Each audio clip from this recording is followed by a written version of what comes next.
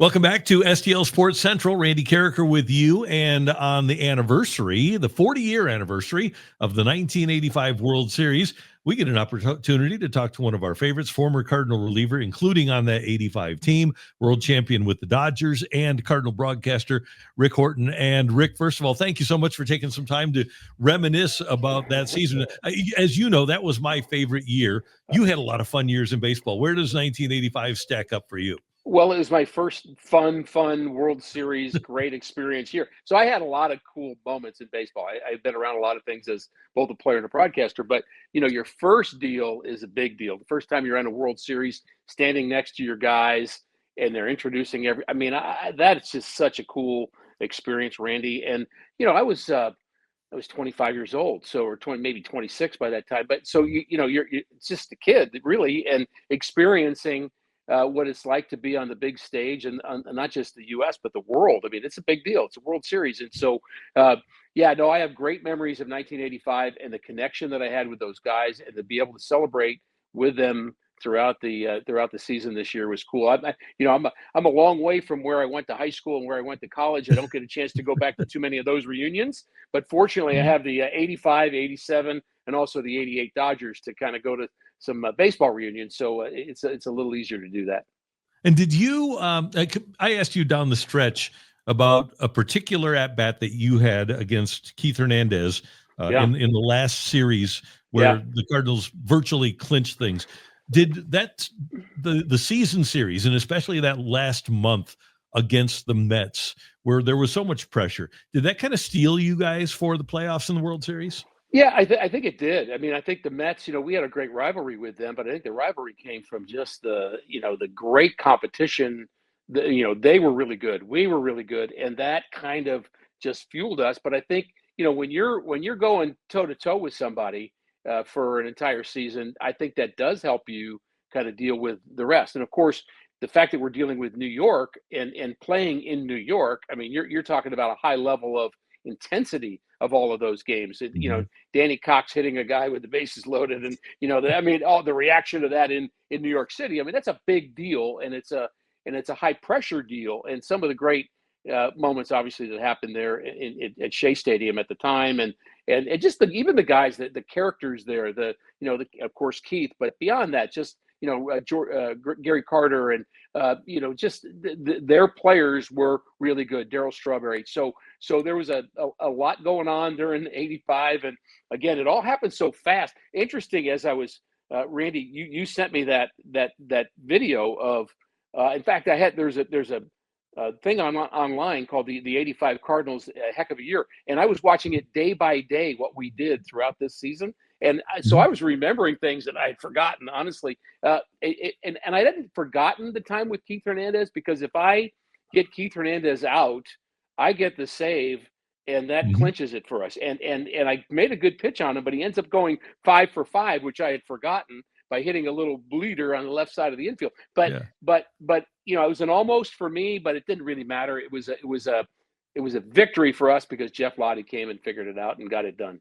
Yeah. And before we get to the World Series, and this is with all due respect to the Dodgers, who were great that year, and the Royals, who wound up winning the World Series, but the team you guys had to beat, the Mets were better than both of those teams, weren't they? Agreed. Oh, I would agree. There's no doubt. I mean, the Dodgers always pitched well. I mean, you could say, during that period of time, the Dodgers weren't great hitters, even when I played with them in 1988. Offense wasn't the thing, but pitching was. I mean, you've got Jerry Royce and Hershiser and Valenzuela. I mean, they and Bob Welch. I mean, that era of Tim Leary, that era of Dodger pitching was Tim Belcher. Great. I mean, it really was. Their starting pitching was awesome. So, you knew when you were playing the Dodgers, you were going to deal with that. But the Mets had a little bit of both. They had the offense, they had the pizzazz, they had the flair, all of that. And so yeah, I think we were definitely strengthened by playing the Mets along the way.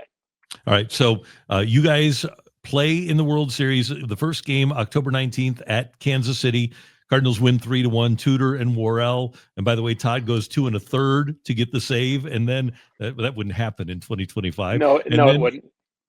And then in game 2, the Cardinals win. So you win the first 2 on the road. What are you thinking after you win the first 2 on the road? Well, it's weird to go back to that because you think about the experience. I told David Freese and I had this conversation after he had his great moment that we all know about and what he did in Game 6 and Game 7.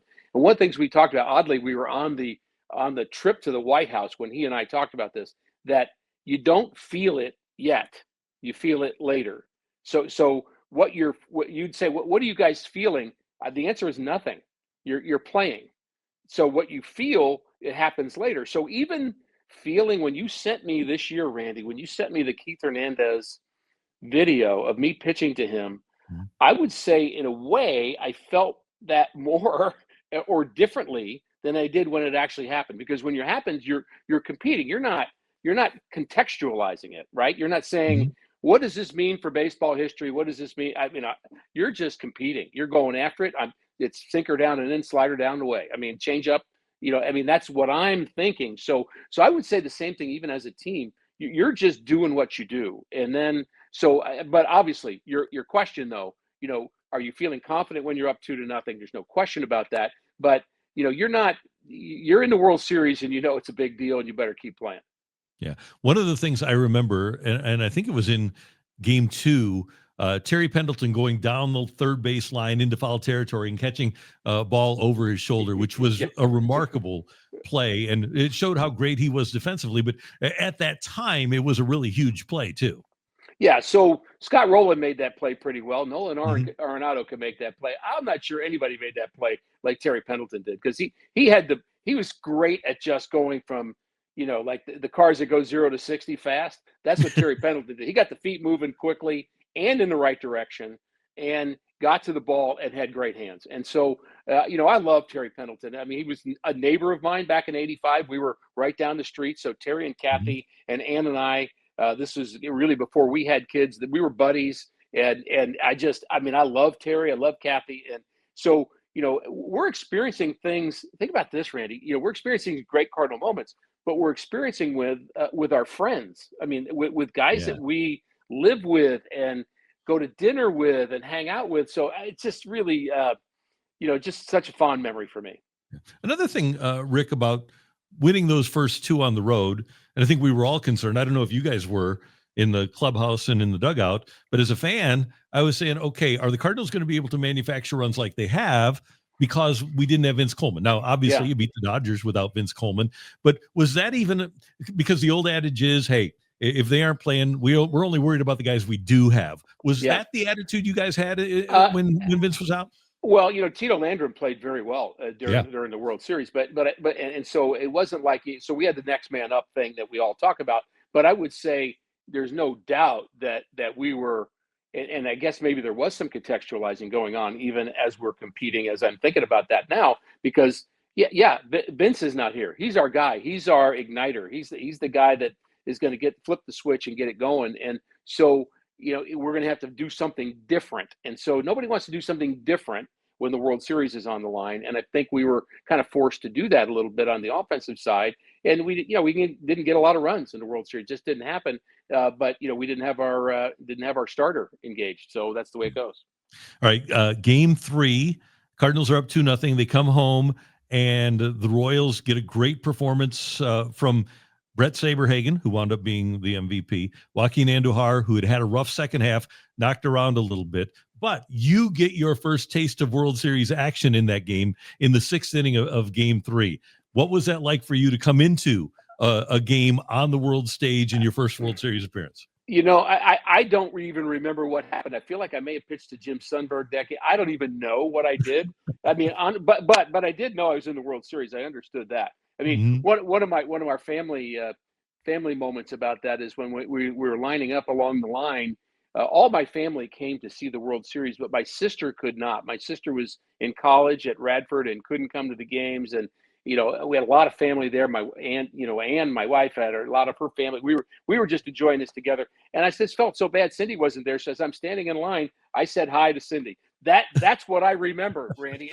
As odd as that is, when the camera gets on you, I mean, what do you do when the world's watching you? I said hello to my Mhm. sister because I felt like that was important to engage her in what was going on because she wasn't there, and that's become a kind of a family lore from that moment, which in some ways and baseball does that to you. Some ways supersedes what happens on the field. Mhm. The human element of that was more. I remember the family stuff more than I did in that particular game, Randy. Frankly. That, that's amazing. Okay, to take you back though, you come in the sixth inning. You get Saberhagen to ground out. You get Lonnie Smith to ground out, and then you strike out Willie Wilson swinging. So you go 1-2-3 in your first World Series inning. I did. Well, thank you for telling me that. I was hoping there was good news at the end of that story, It, Randy. So it yeah, I is. mean, Yeah. but it is. So there's a good example for me. Was that important? You bet it was important. I mean, I'm doing what I wanted to do since I was 8 years old, playing in the backyard, envisioning myself being in a World Series, and now I'm doing it with guys that I've come up through the minors with. They're my guys. We're teammates. We're buddies. We're friends, lifetime friends, I would say, continuing to this day. And yet, what I don't remember that actual moment as much as I remember the experience with them. I remember standing next to Ken Dayley, on the Mhm. field as we were, being introduced, for the opening of the World Series. I mean, that to me is still what predominates. But I'm glad that story wasn't so bad. And by the way, you mentioned pitching to Jim Sundberg. Maybe Yes. the reason that you remember is that he lined right back to you. Yeah, that's what I do remember that about my life went before my eyes. He had a line drive. I had a chance to see Jim Sundberg. I want to say it was this summer in Kansas City. He was there. Oh, he was there for the '85 reunion that the Royals had, which by the way Mhm. wasn't much fun to watch. I I'll got to bet. say, it was happening on the field, and I'm thinking, what am I here for? What am I doing here? I mean, I did honestly. I did not. I enjoyed it because the fans there enjoyed it in Kansas City, but I did get a sense of it wasn't that much fun the first time, and it's definitely not that much fun all these years later. So another thing that, and Matthew Rocchio is our 34-year-old producer here, and he might not remember this, but back in the day, starting pitchers, your horse went 1, 4, and 7. Pitched game 1, game 4, and Yeah, game 7, and the Cardinals win game 4 on a complete game shutout by John Tudor, who did pitch 275 innings during the regular season. How good was John Tudor that particular year? you can't talk about 1985 without talking about three people, I'm not even saying Ozzie Smith in that, which is kind of sad to say. I'm not even Mhm. including him because Ozzie's Ozzie, and you knew how great a defender he was. Had some big moments, but Jack Clark on the offensive side was dominant. Vince Coleman was the difference maker for us. I'm not even mentioning Willie McGee even on this guy. I mean MVP. MVP. I'm not even talking about him, but those guys were.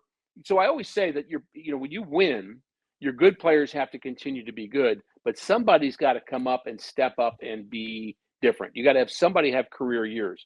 Who had career years? Jack Clark had a career year. Vince Coleman had a career year. John Tudor had a career. They were different than on March 1 in spring training. You'd say, what's going to happen with this team? There were teams that were predicting us, Randy, to come in last place in Mhm. 1985. There were not teams. There were a lot of publications that were saying that. In fact, we had one of them on our wall where we were predicted to come in last place.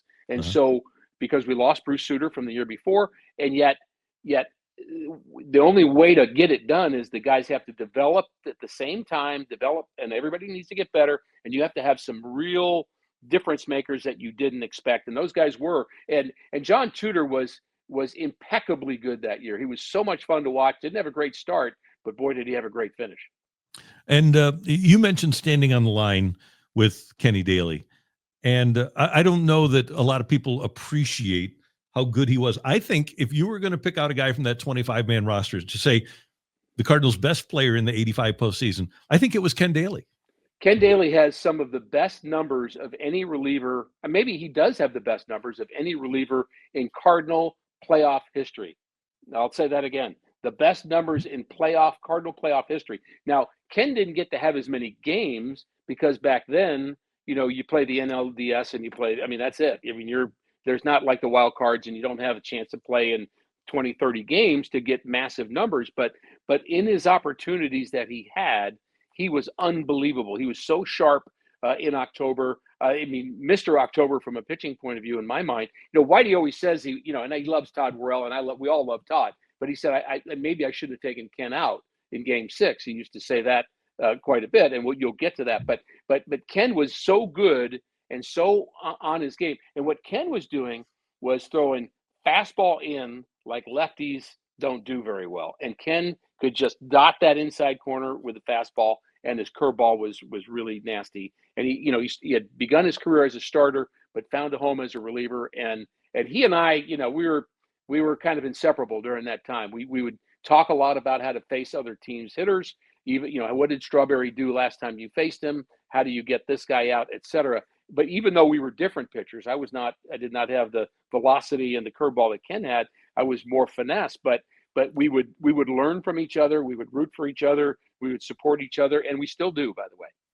Yeah, it's great to have you guys here in town. By the way, in that postseason against the Dodgers, Dayley, 5 games, 6 innings. He did not allow a run, and he struck out 3 in those 6 innings. Then in the World Series, 4 games, and he didn't allow a run. So 9 games and 12 innings, and he did not allow a run. Those are the numbers I'm talking about. Thinking about that, and he had a home run he gave up in 1987, which we're not talking about. But even then, even in '87, he was really good against the Twins. So his career should be celebrated more than it does. I try to bring him up as often as possible. I mean, both Ken and Todd are again great friends, great teammates, but really the bullpen was a big special part of that '85 team. That was the first year, by the way, that the word bullpen by committee that anybody can come to was ever mentioned. It was those guys, these guys, Randy, these guys right here. There you go. There's that bullpen. That is the bullpen by committee. And there's Pat Perry in this photo. There's Bill Campbell, Ken Dayley, Todd Worrell, myself. And this is us celebrating in 1985 in the Cardinals clubhouse. This was our clincher. And so, I have great memories of this. This is a special place in my my man cave down here in my basement at home. And I look at this every once in a while, and I just think of how much joy that brings me.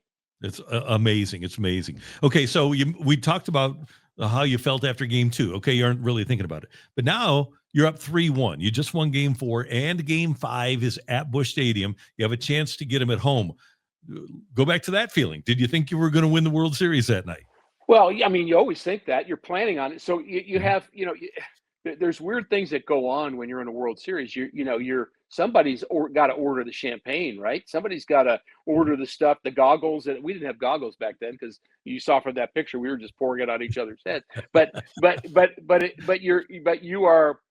You have to plan for what if, and you don't even know about travel. So the what if is we're either pouring champagne on our head, or we've got to get the luggage that we actually packed and go on a trip too, which we don't want to go on, but you better pack for the trip anyway, just in case. And maybe you say, well, I don't even want to pack for the trip because I want to assume we're not going, but you have to. So it's a weird, there's always that weird kind of dichotomy going on in the midst of a playoff series like that. And that still happens. Guys still go through that. We don't talk about that ever, Randy. We don't talk about guys have to plan for, you don't just lose a game, extend the series, and get on a plane and go. You've had to make arrangements with your family, with tickets, with travel, with packing, all of that stuff. So your mind is kind of going in a lot of directions. And you mentioned that the team didn't score many runs. They get beat in that game 6-1, but everybody's still really confident because you'd won the first 2 in Kansas City. You're up in the series 3-2, going back for game 6, and another guy who was always a postseason stud, Danny Cox, going in game 6. And I don't think Danny could have pitched any better than he did in the game that he pitched in game 6. Could he have? No, and Danny's another guy that, I mean, the fact that I haven't mentioned him yet, I mean, in terms of important players on that team, I mean, how do you not? I mean, Danny Cox was a big winner in both 85 and 87 for the Cardinals, and we don't go to the playoffs either year without Danny Cox. And Danny, it was different than the other guys that I mentioned. All those other guys I mentioned, Willie, Ozzie, Terry, Jack, Bob Forsch even. I mean, but Danny was the tough guy. Danny was the kind of the blood and guts guy of that team. That if you're going to go, George Kissel used to say, the great teacher of Cardinal baseball, he says, you want to have a guy on your team that you would want to have in the foxhole next to you in a war. I mean, you'd want to have a guy that will drag you out, that will drag you in, that will take care of you, that will protect you.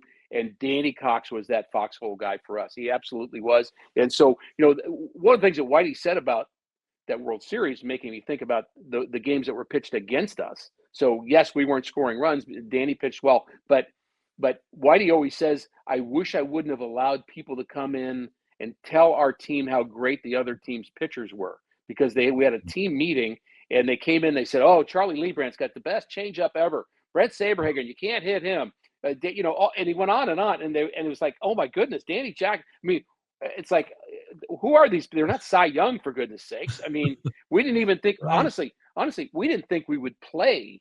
We thought we were going to play. It was Toronto, right? Or Toronto? Yeah, Toronto. Yep. I would have bet anything we were playing Toronto, not Kansas City. But Kansas City beat Toronto, so your mind switches. Now you plan for them. But this was not a world-beating team. They were. I mean, I give them credit. I'm not dissing them at all. I mean, they deserved what they were able to accomplish. But it's not like they were. Again, it's not no Cy Youngs on that team, no Christy Mathewsons, no Bob Gibsons, but they were good pitchers, clearly. But Whitey does say he laments us having kind of this overemphasis of just how good their pitching was. One of my favorite stories ever. I want to go back to Danny for 1 second before we get to Game 6. And I don't even know if you guys knew that this was happening while it was happening. I think it took a couple of years, actually, for me to find out that his sister was in a bad relationship in Georgia. And he asked Whitey, and he's told the story. You know the story. Can you tell us this story? Yeah. So in my mind, I never remember whether that was 85 and 87, but I guess you've just clarified that for me. Yeah. So there was an issue. There were some threatening things going on for his sister and his mom both. So Danny, on the off day during this series, unbeknownst to everybody, just decided, because he heard from his mom, who, by the way, his mom, June, who was English, British, is the sweetest lady. We spent more time together as Danny and I were teammates in the Dominican Republic. She was there with Danny that entire winter. Danny was not married yet. And so we hung out at the pool, and I love June Cox. So anyway, June calls Danny, and she's a sweetheart. She really is. And so I love Danny and his family, and certainly her too. But she called him, and apparently there was an issue going on with something inappropriate. So Danny got on a plane, came home, and as the story goes, he went up to the guy who was doing this, and he just said, don't mess with my family, and apparently knocked him out. I mean, that's what I mean. I wasn't there. I don't know exactly what happened, but I can imagine being on the receiving end of a Danny Cox altercation. So he basically flew home, did that, got on the flight, came back, and participated in the playoffs. So Danny is still a very principled guy, also still around St. Louis, part of this family of guys, and I keep emphasizing that. But Andy Van Slyke is still around, and Ken Dayley's still around, and Todd Worrell's still around, and Danny Cox is still around. I mean, these are guys that, again, are my brothers. Yeah, no doubt. All right, let's get to Game 6, and Danny pitches brilliantly, and the Cardinals get a run from, of all people, Brian Harper with a base hit, right, to put the Cardinals up 1-0. Yeah, so Brian Harper, he had a lot going on there towards the end. He actually ended up having some good years after that.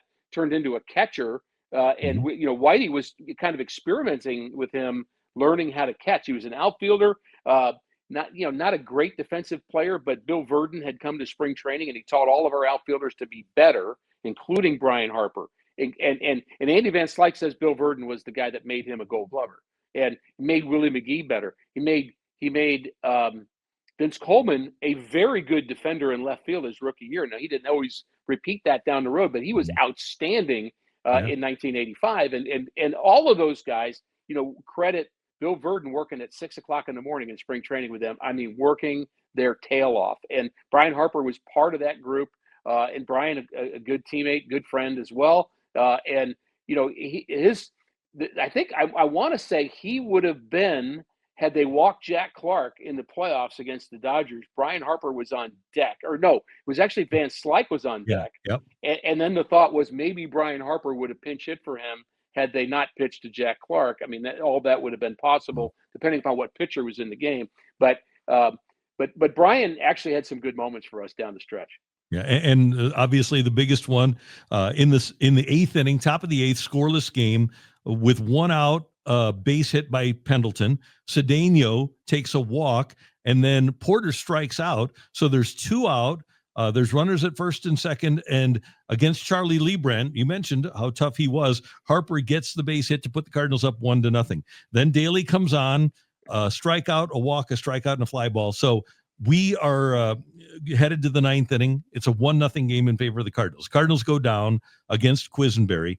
And then here we go to the bottom of the ninth. And George Orta steps to the plate. As you mentioned, Dayley had been so good. And Worrell comes in to replace George Orta. Okay, take us through your memory of this at-bat for George Orta. Okay, so talk about contextualizing the moment, Randy. This one's even a crazier feeling because when we flew in, there's two things I remember about our flight into Kansas City. One is Cesar Cedeno was wearing crazy tight leather red pants. I just remember that. I don't know why I remember that. It's like, dude, that is a whole different style I've never seen before. But of course, Cedeno was important to us, very important to us, and had some big hits against the Mets. And of course, his presence was really important down the stretch. But I remember that. But the other thing I remember is my ear started to hurt on the plane, and we had a fake landing, had to come back up again, came down again because the weather was really bad in Kansas City, and I also had an kind of a sinus infection going on as we were landing. So after we landed, go back to the team hotel. We were actually staying. I think we were staying in Leavenworth, Kansas. For some reason, there were no hotels in Kansas City that they had saved for us, which was kind of the story that happened in Boston too. There was a dilemma with that. Well, that happened in Kansas City too. We weren't allowed. Somehow we were staying way away, and I don't know why that was. But all I know is in the middle of the night, I was on the floor on my knees in tears, asking my wife to take me to the emergency room because my ear hurt so bad. Went to the emergency room. No one was kind of taking care of me, and I told the hand, somebody's got to look at me now because I'm going nuts here. And so I just walked up to a doctor and said, "Hey, look at me. I got something going on." So he looked at my ear and he said, "Wow," which is not what I wanted to hear. But apparently a blood vessel burst in my ear because of the pressure of the flight, of the landing that we had, and the fact that I had a cold. And so I was in the emergency room all night. And so as I left the emergency room, they gave me some medicine that put me in la la land. So as we fast forward to that moment with George Orta and Todd Worrell, I was warming up in the bullpen, but I was also half asleep from the medicine. Man. So I had no, well, I guess I would say I had good feelings, Randy, but it was medically induced because of the codeine 3 I was taking.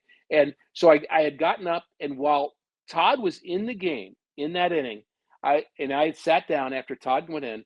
I was leaning up against the back of the bullpen in Kansas City with my hat pulled down over my face, and I can't honestly say whether I was asleep or awake. I was so what I felt about that moment was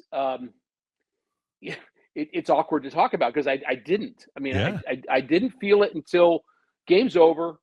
And we lose. Obviously, we lose. And Van Slyke makes a great throw to the plate, a close play. And there's a lot of things that we could have done right. And people talk about the call all they want to talk about, but we lost the game. I mean, that's the bottom line. And there's no replay. And we're big boys. We understand that that's the way it is. But I do remember the feeling. And I know what locker I had in that and I see it every time I go into Kansas City, where I was standing when I first heard that. That just this feeling of we're not going to win this game tomorrow because of what just happened, and that's the first time I ever felt a lack of confidence in a Cardinal clubhouse, and Whitey players, nobody was able to overcome that by anything they said. I was going to ask you because I've heard that Whitey said something about that. Do you recall if in the clubhouse if Whitey said something? Well, no, because I think he said it. I think he said it to the media in his office. I think he just said we had no chance of winning today. But I think that I mean that was the feeling for sure. I also remember sitting there and somebody said, John Tudor just punched a fan and broke his hand, and I'm like, And I also remember what I remember thinking about that he punched a fan like a person, and then I found out that he actually punched an electric fan and broke Yeah. his hand. But honestly, my first thought was, oh my goodness, I'm going to have to go see him in jail. But no, he didn't do that. He punched a fan, and so electric fan. So that also is in my memory. But I remember where I was. But I do remember that feeling of we have no chance the next day, which was so antithetical to who we were. Mhm. But I think that's just the magnitude of that moment and just how big that ninth inning was. Yeah, I want to go back to that ninth inning just for a second because you obviously were and are very close with Todd Worrell. Yeah, Do you remember how Todd reacted? Because Todd obviously knew that Orta was out. Do you yeah. remember Todd's reaction? Yeah, no, well, Todd was adamant about it. And Todd's a strong-minded guy, and he knew that he was on the base, and he knew he was out. And the replays are very, Todd has signed the photo, and I'm looking for it. I probably have that around my house somewhere too. They call it the call, and it's him standing on the base with, and he's got him by a whole foot. I mean, not a foot, like a stride even. I mean, it's not even a close play, really. So. So Todd had no doubt that he was out, and I think there was a thought that, look, the game's over. How can we lose it because of that? It was the frustration of that moment. I think overcame the confidence that the team had just generally, to overcome things. And so I will say this about Don Denkinger making that call, and I've been around the game long enough to know that and I actually umpired when I was young. And I did it 2 or 3 times. I umpired little league games in my hometown when I was in high school, and I found it terribly hard to do. I mean, it was really hard to do. I mean, it's bang, bang, bang, and you don't have the replay. You don't have. I have more respect for umpires because I did it for a couple of years as a summer job. I just think it's really hard to do, and for somebody to do it at the elite level to be a Major League Baseball umpire, I have great respect for those guys. And I know a lot of people don't agree with me, which is fine. But I also agree. I mean, specifically about that call, umpires are taught to hear the ball and see the foot and hear the ball. When there's a flip, it doesn't make a sound. And when the flip is high and the guy is 6'5" and he's reaching up and catching it, you have to look because you're not going to hear it. So you have to look up here and look 6 feet lower at the same time and judge which happened first. Good luck. Try that. I mean, And it's it's not the easy. World Series, right? People are cheering louder than any other game. It's the World Series, so you might not hear it anyway. But on a normal play, there is a discernible bang when the ball hits the glove. So as you're looking at the runner hitting the bag, you hear the bang. You hear bang step, he's out. Bang step, he's out. Step bang, he's safe. Poof poof. I don't know. I mean, so now it's visual. It's 100% visual. It's not auditory at all. And that 6 foot difference, it's really more than that. It's 8 feet by the time Todd reaches his hand up in the air. That's where the ball is, and you've got to tell me you can do that, with perfection. I had sympathy for Don Denkinger for many years after that because I just think that was a hard call. By the way, the guy that got the game-winning hit had been a Cardinal World Champion in 1982, Dane Orge, who is one of the nicest people in the world, right? Yeah, it's a really good player, a nice professional bench player, and it was kind of, if there is such thing as fitting, if there was a guy on that team to beat the Cardinals, it might have been him. Yeah, I mean, everybody loved Dane. Everybody that's ever met Dane Orge loved him. He was an extremely successful businessman post baseball. I mean, he did very, very well, and he never cussed, never did anything wrong. I mean, he's just drinking milk. I mean, he was a classic, just very kind of family guy and just likable guy, funny guy too. And having been a former teammate with some of us, not all of us. So that's the other thing is, your team, not everybody used to play with Lonnie Smith and used to play with, but some did. So, but for Dane Orge to have that moment, again, I mean, good for him. I mean, he was, if somebody's going to do it, I guess you'd want him to do it. Yep. Finally, Rick, in Game 7, Tudor gets rocked. Joaquin comes in. He's angry. He gets tossed. Whitey gets tossed with him. You also pitch in Game 7. 4 pitches. 4 pitches. That was it. I think it was 4 pitches. I don't remember exactly, but I got a funny story about this. So, you know that for many, many years, and I've been involved for, 32 years with the Fellowship of Christian Athletes. Mhm. I directed FCA before I got into broadcasting. Still am on staff with FCA, still do a lot of events with them at our national headquarters, which is in Kansas City. I went to a training thing there. I took our staff from St. Louis to Kansas City. And the national director of FCA was an old football coach from University of Richmond. Was showing this pictures in his room, and he's showing us this picture of of of George Brett getting a hit in a World Series game. He says, George Brett, we're really proud of him here in Kansas. He's talking to people from around the country. Okay, he said, and he says, look, and here's what you need to know about this picture. It's not that George Brett gets the hit. It's that the guy behind the plate has been a big FCA supporter. Daryl Porter has been on our board here. Really involved in FCA. And I stopped him and I said, actually, there's somebody else you ought to look at. You got to look at the guy on the mound giving up the hit because it's me. And he was dumbfounded. I was maybe out of line bringing that up, but if he's going to show me that picture, he had to hear that. So in this group training meeting, I kind of called out our CEO, Dal Shealy, who's a great guy and a great leader. But it was a very funny moment. But I did give up a hit to George Brett. I went 2-0 on Frank White, I believe, and then Whitey came to take me out and brought in a Joaquin Andujar who had said he would not pitch in relief that day. I mean, that was kind of a weird. And then he changed his mind. He's like, no, he was a little proud, to be a reliever, but it's like, hey, it's Game 7 of a World Series. I need to be ready to do that. So he did come in, and then Joaquin, of course, throws. When Joaquin got thrown out of the game, I believe I had runners on base that led to earned runs for me because Joaquin just, blew a gasket. But that was a long time coming. He was mad about the day before, mad about relieving.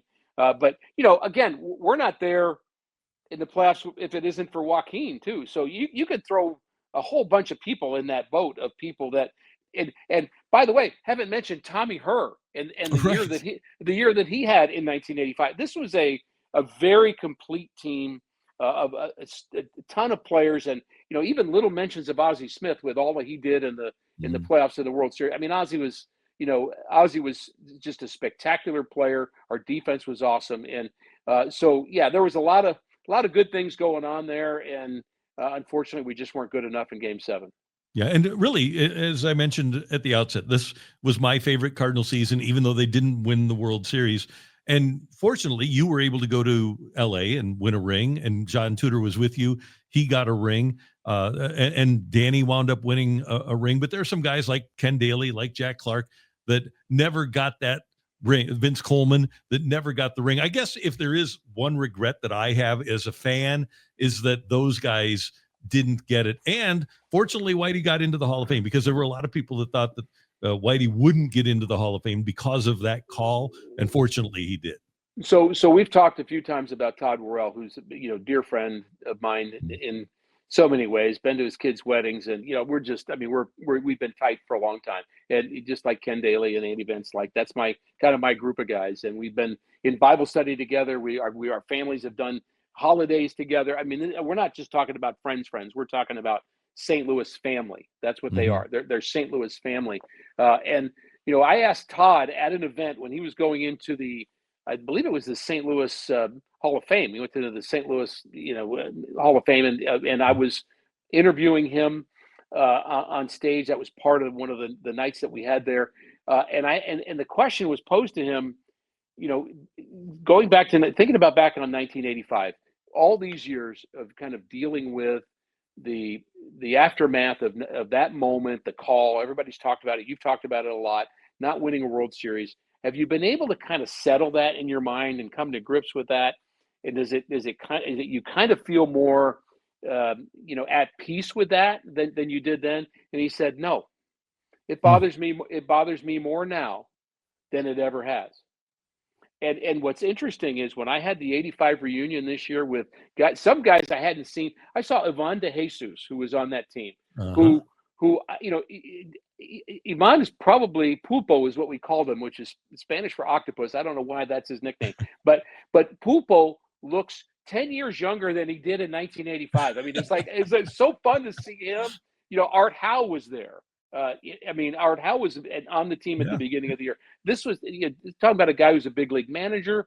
Tom Lawless was a big league manager. So we had a lot of kind of cool. Steve Braun was at the reunion. So I see these guys, Mhm. and after being with all of them, I was left with that same answer that Todd Worrell had, that it bothers me more now than it did then. I'm not losing sleep over it now. I'm Mhm. grateful that but and it's not that I never got a World Series ring, because as you mentioned, I did with the Dodgers. But that was a very special Cardinals team that might be remembered even in a grander way. I mean, not that we're not remembered in a great way, because we are. I mean, I think everybody feels that and knows that. But to be acknowledged as world champions, I think I would. I love my World Series ring that I have from '85. I mean, it's actually very wearable and very nice. Very grateful for it. But I think if we win Game 7, there might be a few more diamonds in it. It might be a little heavier, and it might be a little harder to wear out and around town. But I think it's not just the ring; it's what the ring would have represented as a culmination of just a spectacular year with a bunch of spectacular guys. Yeah, and you guys are spectacular guys. And as a guy who grew up here is a St. Louis, and I'm so proud that you guys decided to make St. Louis home, and you're still here. And I out at restaurants or out shopping or at the ballpark with you, I get to see people all the time, and that makes me very happy. And I'm so thrilled that you're still such a big part of the Cardinals, with broadcasting you and John Rooney on the radio. And it's always great to reminisce with you, Rick, and I really do appreciate it. Well, thank you, Randy. Always good to visit with you. And my a parting shot on that is, love to see more of our current guys take that same route and become St. Louisans and stay here. I think that will help us kind of regenerate this Cardinal franchise in the history. And I don't think we need a lot of regenerating. Winning will do that. But I think being here and part of the community, I would be stumping for that for these current group of players. All right. Great stuff, Rick. Rick Horton with us on STL Sports Central. I'm Randy Karraker. Thanks so much for joining us, and we will see you next time. Hey, Missouri, get ready. The wait is almost over. DraftKings Sportsbook, America's top-rated sportsbook app, is coming soon to the Show Me State, and you can sign up today. New Missouri customers get $300 in bonus bets when DraftKings launches on December 1st. Download the app now and place a $5 bet when DraftKings goes live. And DraftKings Sportsbook will bring everything you need to elevate your game day, including live in-game betting, lightning-fast payouts, and endless ways to get in on the action, all right from your phone. And when DraftKings officially goes live in Missouri, you'll be betting with a sportsbook app trusted by millions. It's safe, it's secure, and has fast money withdrawals. Download the DraftKings Sportsbook app now and use the code STL Sports to grab $300 in bonus bets with just a $5 bet when DraftKings goes live December 1st in Missouri. That's code STL Sports in partnership with DraftKings Sportsbook. Gambling problem? Call 1-800-GAMBLER. 21 plus, physically present in Missouri. Eligibility restrictions apply. Bonus bets expire 7 days after issuance. Excludes customers who redeem pre-launch sign-up offer. Terms at sportsbook.draftkings.com/promos.